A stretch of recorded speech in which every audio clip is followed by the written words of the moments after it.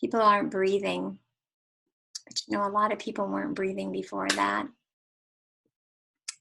I think a lot of us were probably, as a respiratory therapist, I'd say that we weren't utilizing our entire tidal volume. We were really breathing off the top of our lungs, of our lives, of our possibilities and our potentials, because everything just went too fast. Like the COVID storm, just swirling and swirling and swirling so quickly that we just made touch and go landings.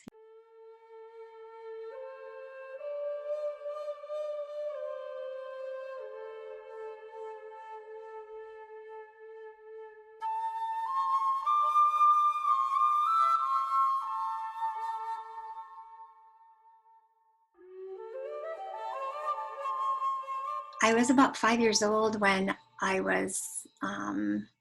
had a priest stand over me and bless me, because it wasn't expected that I could live, and it was because I couldn't breathe.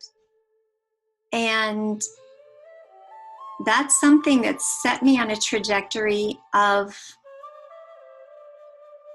I guess I could say, a knowing that has in its own way prepared me for COVID.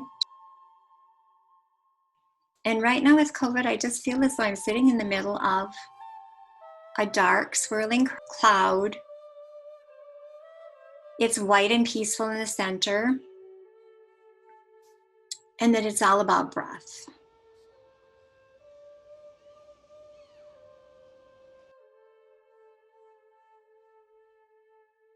I don't know how long my breath will continue to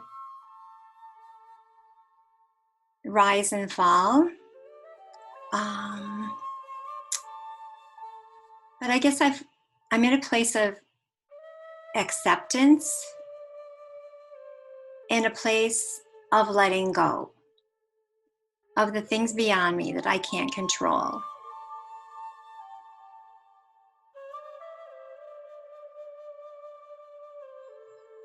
It's not about emerging beyond the eye of the storm and making it through the tempest, because it's not that clearly defined. I mean, I can't say when COVID's over. We don't know if COVID's going to be over and if COVID's going to be replaced by something else.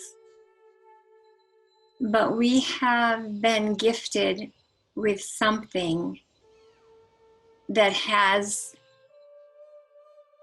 the potential to change a lot of things. And I hope we rise to the occasion.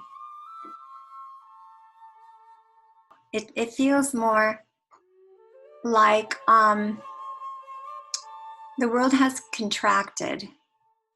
Our opportunities have contracted, our physical lives have contracted, our bank accounts have contracted, our businesses have contracted. Our social circles have, out of necessity, had to contract. And yet at the same time, there's like this explosive expansion. And most of it, I would expect, for those who have gone still for at least some time, most of that expansion has come from within. But to me, it's almost like a rebirth. It's like choosing to crawl out of the womb again. I feel as though it's about seeing people, really seeing people.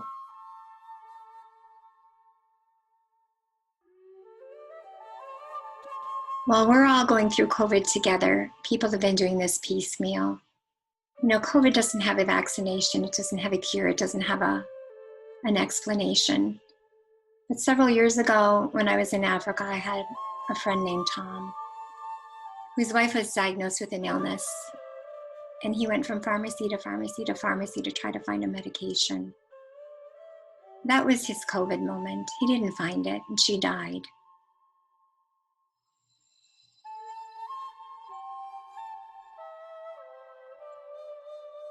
I guess my wish is that everybody be able to breathe equally, that everybody can draw the same deep breath, there's this little duty in my head that tells me that life isn't unfair. And I know there's a lot of people that would take issue with that. But I've always felt, and I suppose being a 5-year-old with a priest standing over you and no air in your lungs, and your mother weeping and having on the way to the hospital stopped at a gas station to go potty and perched on the edge of a little stainless steel toilet and said, "Mommy, don't be scared. I'm not afraid to die." Maybe that 5-year-old somehow then decided that life wasn't unfair, that people were unfair. It's like I have just felt forever that I know the rules. You know, I was born, I'm living now, and someday I will no longer be here. I won't be significant. I'll be gone.